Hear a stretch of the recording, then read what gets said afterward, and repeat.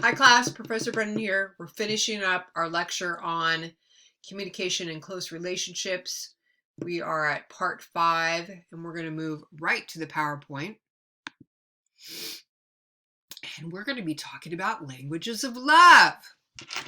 How many of you heard about that? Love languages. You know what that is? Well, let me give you a little background on this. So this actually is, love languages comes from a book called The 5 Love Languages. And I believe it's written by a man who's a Christian minister. And it initially came out of probably his ministry, and then he ended up writing this book. And he's got more than one book about the love languages. But in particular, what's interesting about this is love languages is understanding what is your love language. Okay, but the key to really making the love languages work is knowing what your partner's love language is. Because if you can understand what your partner's love language is, and basically your love language is how do you receive or how do you feel like you're loved? What happens, right? Is it when you're told you're loved, words of affirmation, I love you so much, I'm so committed to this relationship, you mean the most to me, I really care about you, you look so great today, God, you're the most gorgeous person I've ever seen. That's words of affirmation, okay? Is that your language, your primary language of love? Or is it spending time with someone, making time, having someone make time for you, having quality time, no interruptions, just you and that other person? Okay, or are you the person that likes to receive gifts? When you get gifts, even little gifts, even this and that, right? Even bringing someone bringing a chocolate bar to a beautiful new dress, right? Or a nice, I don't want guys like shoes, right? Some kind of tennis shoes or something, Nike sneakers or something. Whatever it is, that receiving gifts, does that make you feel good? Does that make you feel loved? Acts of service. Right? Are you a person that when someone does things for you, like takes out the trash, mows the lawn, washes your clothes for you, irons your clothes for you, makes you dinner? Those are acts of service, things that you do for someone else.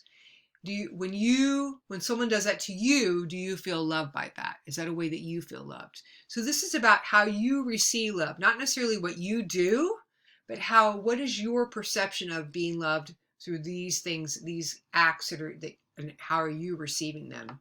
And then the last one is physical touch. Physical touch. Do you feel love when someone hugs you or holds you or has sex with you or kisses you or snuggles with you or just holds your hand? Is that the way you feel loved? Is that the way you know that you're loved? So I've included this right here. It's actually a love language test. And now they have a couple different tests that you can take. You can take it as a couples test. You can take it as, and I don't know, I haven't checked that out. You used to just have one test. And basically, you're going to figure out what your love language is. And most people have one or two. Okay. And it'll be like you look at your numbers.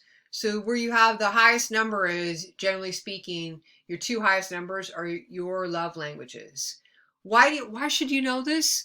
Because if you're in a coupleship or going to be in a coupleship, because you probably will be in sometime in your lifetime, then even with friendships too, that you want to know what is your love language, right? How is it you feel loved? And your boyfriend or girlfriend or spouse wants to know that, right? They want to know, how is it can I make this person happy? Is it by making sure I give him or her quality time? Or do I need to remind him or her how much I love them or how great they look or what a great outfit they have or I love that new hairstyle or you have the most beautiful lips I've ever seen or whatever it is, right?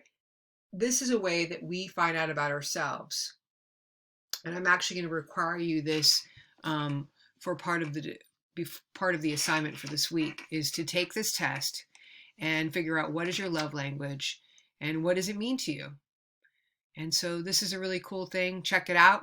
This is it for this lecture. It's been a long few videos here, and I will see you next time. Take care.